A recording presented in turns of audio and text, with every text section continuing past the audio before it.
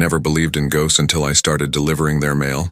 My name is Samuel Bridger, and in the winter of 1883, I carried letters through the frozen wasteland of Montana Territory for the United States Postal Service. The route stretched 63 miles between Helena and a dying mining settlement called Ashford Gulch, a place the railroad had forgotten and God had abandoned long before that. Most men wouldn't take the job. The pay was decent enough, but the isolation could break a man's mind faster than the cold could freeze his fingers. I took it because I needed the money, and because I thought I understood loneliness. I was wrong about what loneliness truly meant. The winter of 1883 was merciless even by Montana standards. Snow fell in sheets thick enough to blind a man at noon, and the wind carried voices that seemed to come from the mouths of the dead. I made the journey twice a week, riding a sturdy mare named Constance through mountain passes where the temperature could drop 40 degrees after sunset. The mailbag I carried was usually light, mostly newspapers from back east, and the occasional letter from family members who still remembered the miners trapped in Ashford Gulch. Sometimes I carried nothing at all, but I made the journey anyway because that was the job, and because the alternative was admitting that some places were too far gone to deserve connection to the living world.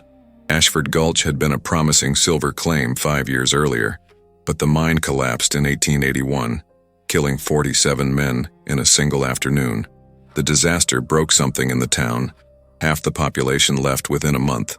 The rest stayed, either because they had nowhere else to go or because grief had made them stubborn.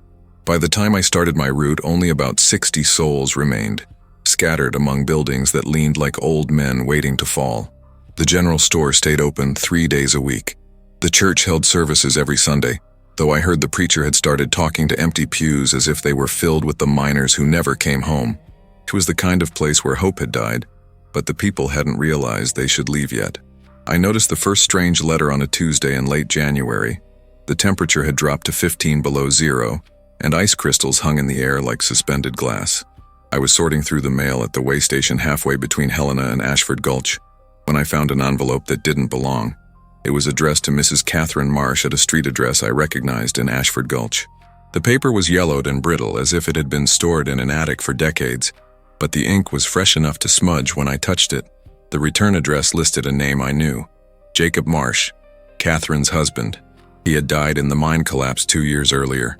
I had delivered his death certificate to Catherine myself. I should have set the letter aside. I should have reported it to my supervisor in Helena.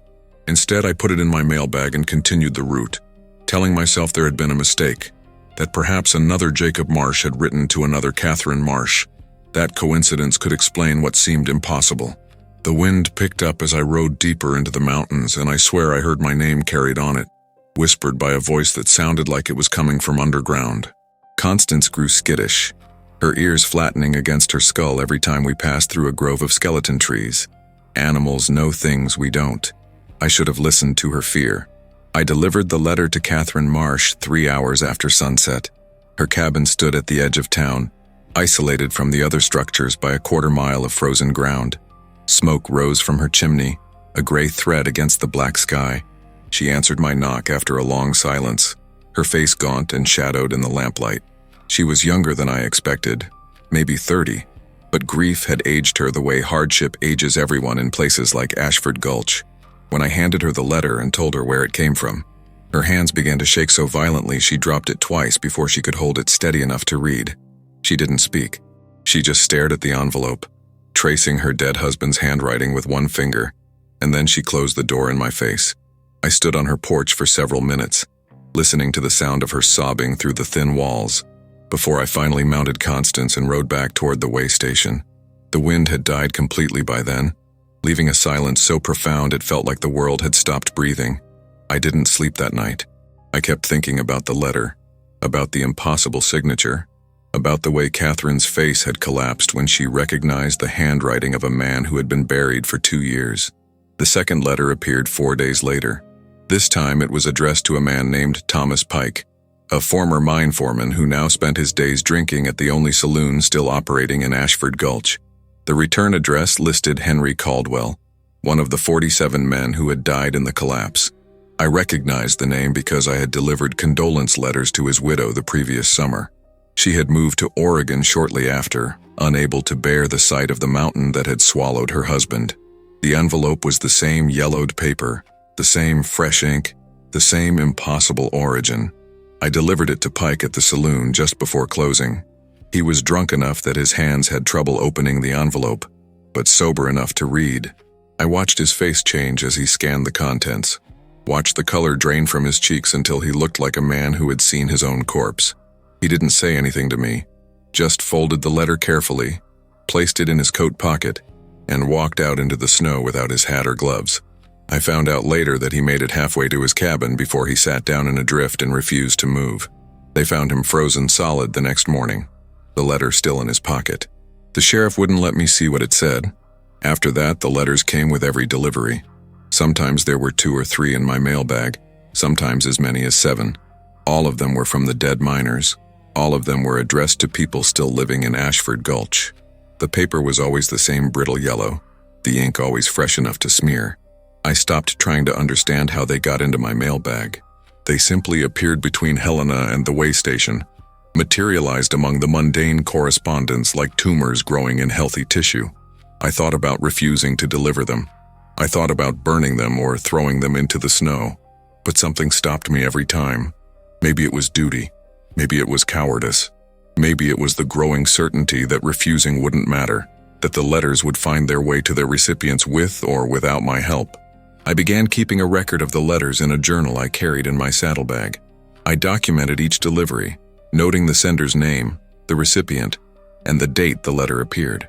The pattern that emerged was disturbing in its precision. The dead were writing to specific people, those who had known them in life, those who had made promises or shared secrets or committed wrongs that only the deceased could know about. The letters were organized like a ledger of the living's debts to the dead, a systematic accounting of everything left unsaid when the mine collapsed and buried 47 men under thousands of tons of rock and darkness. I started recognizing the names of the senders, matching them to the headstones in the cemetery outside town, cross-referencing them with the list of casualties I had seen posted in the general store. Every single letter came from a verified dead man. There were no mistakes, no cases of mistaken identity, no possibility that someone living was impersonating the deceased. The dead were writing, and I was beginning to understand that they had been waiting 2 years for the right courier to carry their words. The route itself began to feel different. The mountains seemed to watch me with an awareness they hadn't possessed before. The way station, usually a refuge from the cold and isolation, started to feel like a trap, a place where the boundary between the living world and whatever realm the dead inhabited grew dangerously thin. I would wake in the middle of the night to the sound of footsteps on the wooden floor, only to find no one there when I lit my lamp. The mailbag would shift and rustle as if something inside was moving, though when I checked, I found only paper and ink and the ordinary tools of my trade. Constance grew increasingly reluctant to make the journey, requiring more coaxing each time we set out, her eyes rolling white whenever we passed the turnoff to Ashford Gulch. I should have trusted her instincts. Animals understand death better than we do. They know when a place has been marked by forces that don't follow natural law. The people of Ashford Gulch began to change. Catherine Marsh stopped leaving her cabin entirely. The shopkeeper, a man named Dutch Holloway who had lost 2 brothers in the collapse, started boarding up his windows with scrap lumber even though the store was still open for business. The preacher's sermons grew darker, filled with references to resurrection and judgment and the dead rising from their graves to demand accounting from the living. 3 more people died in ways that looked like accidents but felt like something else. A woman fell down her cellar stairs and broke her neck. A man's chimney fire spread to his bedroom while he slept. Another man walked into the forest and was found a week later, frozen in a kneeling position with his hands clasped in prayer and his eyes wide open. The town began to empty itself in slow motion. Families packed their belongings in the middle of the night and left without saying goodbye to their neighbors.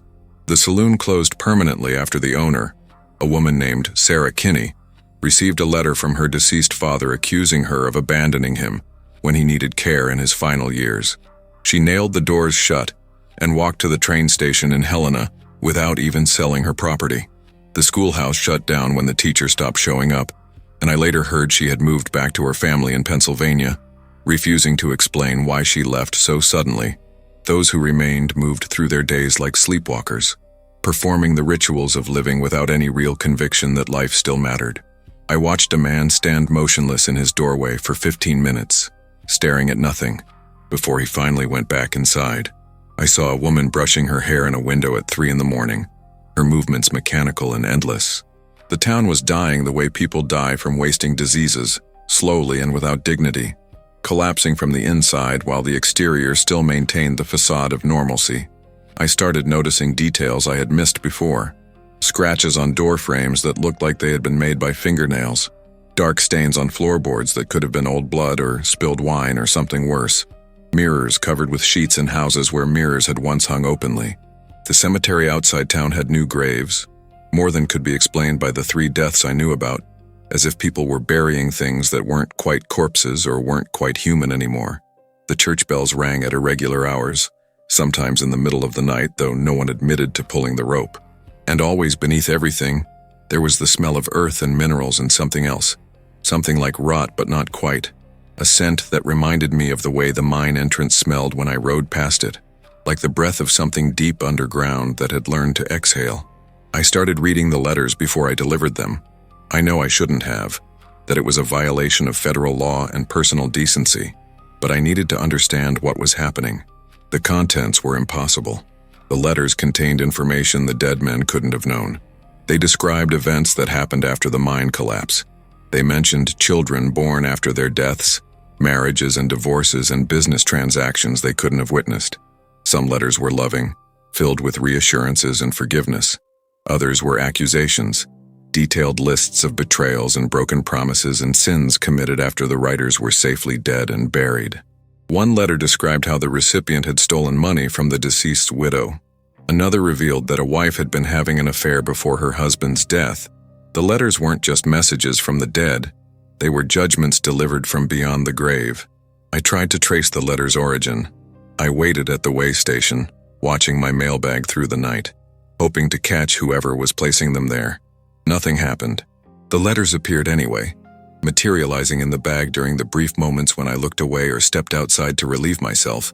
I rode back toward Helena, searching the route for any sign of tampering, any indication that someone living was responsible for the impossible correspondence. I found nothing but frozen earth and dead trees, and the constant feeling that I was being watched by eyes I couldn't see. In early March, I received my own letter. It was waiting in my mailbag when I arrived at the way station. Addressed to Samuel Bridger in handwriting I recognized immediately as my father's. He had died when I was 12, killed in a logging accident in Oregon. I hadn't thought about him in years, had buried the memory of his death beneath layers of distance and time and deliberate forgetting.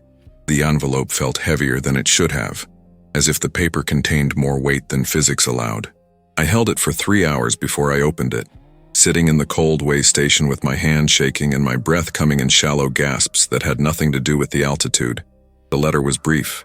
It said that he was proud of me, that he forgave me for not being there when he died, that he understood why I had run away from home at 15 and never gone back. It said that the job I was doing was important, that the letters needed to be delivered, that the dead had things to say to the living and I was the only one who could carry their words. It said that I would understand soon, when my own time came, why some messages could only be written after death had stripped away all the lies we tell ourselves while we're alive. It was signed with my father's name, written in ink that smelled like sawdust and pine tar and the cologne he used to wear on Sundays. I burned the letter immediately, fed it to the stove in the way station, and watched the yellow paper curl and blacken. The smoke rose in a gray column that seemed to take the shape of a man before dissipating against the ceiling. I told myself I had imagined it. I told myself the letter was a hoax, that someone in Ashford Gulch was playing a cruel joke, that there was a rational explanation for everything that had happened, but I didn't believe it anymore. Some part of me had accepted the truth, had acknowledged what I had been denying for weeks. The dead were writing letters. I was their courier, and there was nothing I could do to stop it. The final delivery came in late March on a day when the temperature had risen just enough to turn the snow to slush and make the roads nearly impassable. My mailbag was heavier than it had ever been, stuffed with dozens of envelopes, more letters than Ashford Gulch had residents. I knew before I arrived that something had changed, that the purpose of the letters had shifted from judgment to something darker. The town was silent when I rode in. No smoke from the chimneys, no lights in the windows, no sound except the drip of melting snow from the eaves of abandoned buildings. I found them in the church. All of them. Every remaining resident of Ashford Gulch. 63 people arranged in the pews as if they were attending service. They were all dead. No marks of violence, no signs of struggle, just lifeless bodies seated in careful rows with their hands folded and their eyes closed. On each lap rested an opened letter, the yellow paper bright against the dark fabric of their winter clothes. The scene was arranged with such precision that it looked staged, like a photograph someone had posed before capturing the moment on film. But there was no photographer, no audience, no explanation for how 63 people had died simultaneously, without a sound loud enough to carry beyond the church walls. I walked down the center aisle slowly, my boots echoing on the wooden floor, looking at faces I recognized from my deliveries. Catherine Marsh sat in the front row, her expression peaceful in a way it hadn't been since her husband died. Dutch Holloway was there, his brother's letters spread across his lap like playing cards. The preacher sat in his own pulpit, his final sermon apparently delivered to an audience that could no longer hear. Children sat beside their parents, their small hands holding letters written in careful script by fathers who had died before teaching them to read. The air in the church was cold but not frozen, preserved at exactly the temperature where breath turns to mist but flesh doesn't turn to ice. I wanted to run. Every instinct I possessed screamed at me to leave, to get on Constance and ride until Montana was a memory and Ashford Gulch was something I could convince myself never existed. But I couldn't move. I stood at the altar, looking out at the congregation of the dead, and I understood with terrible clarity that this had always been the destination, that every letter I had delivered was a step toward this moment, that the dead had been gathering their flock through carefully written words until everyone who needed to hear their messages had heard them. The letters weren't punishment or judgment or even communication. They were invitations, and 63 people had accepted. I picked up one of the letters chosen at random from a pew near the back. The handwriting was shaky but legible, the message brief. It said that the mine hadn't collapsed by accident. It said that the company had known the supports were failing, had ignored the warnings because fixing them would cost money and delay production. It said that 47 men had died because of decisions made in offices hundreds of miles away, by people who would never face consequences for their greed. It said that justice delayed wasn't justice denied, only postponed, and that the dead had learned patience in the darkness under the mountain. It was signed by a man named Robert Chen, one of the Chinese laborers who had worked the deepest shaft, one of the nameless victims whose death was recorded as a number rather than a name in the official casualty report. I read another letter, then another, my hands shaking so badly I could barely hold the paper. Each one contained a revelation, a secret exposed, a truth that had been buried along with the miners. Corruption, betrayal, abuse, neglect, all the small and large sins that had accumulated in Ashford Gulch over years of isolation and desperation. The letters were an accounting, a final settling of debts between the living and the dead, and the price of that accounting was apparently life itself. The recipients had read their messages and chosen to join the senders, rather than live with the weight of what they had learned. Or perhaps the choice hadn't been theirs at all. Perhaps the letters carried more than words. Perhaps the dead had found a way to reach through the paper and ink and claim what they believed was owed to them. I quit the Postal Service the next day. I moved to California, then to Colorado, then to places where mountains couldn't remind me of Montana, and winter couldn't bring back the sound of my name whispered on the wind. But I still dream about Ashford Gulch. I still see Catherine Marsh's face when she recognized her dead husband's handwriting. I still feel the weight of my father's letter in my hands, the impossible heaviness of words written by someone who shouldn't be able to hold a pen. They found me again last week. I'm living in St. Louis now, working as a clerk in a factory that makes railroad equipment. The letter was waiting on my doorstep when I came home from my shift, addressed in handwriting I recognized from all those deliveries in Montana. It was from one of the dead miners, a man named William Cross, who I had never met, but whose letters I had delivered a dozen times. The message was simple. It said that I had done my job well. It said that the dead appreciated my service. It said that when my time came, they would make sure my letters found their way to the people I needed to reach. I haven't opened the other envelopes that have started appearing. There are 3 of them now sitting on my kitchen table, addressed to people I knew in Montana and people I've met since. I know what I'm supposed to do. I know that some messages can only be delivered after death, and that the dead have chosen me to be their courier even now, even here, even in a city hundreds of miles from that frozen gulch where 63 people died reading letters from graves. Sometimes I wonder if I'm already dead. Sometimes I wonder if I died in that church in Ashford Gulch and this is what comes after. An eternity of carrying messages I don't want to read to people who don't want to receive them.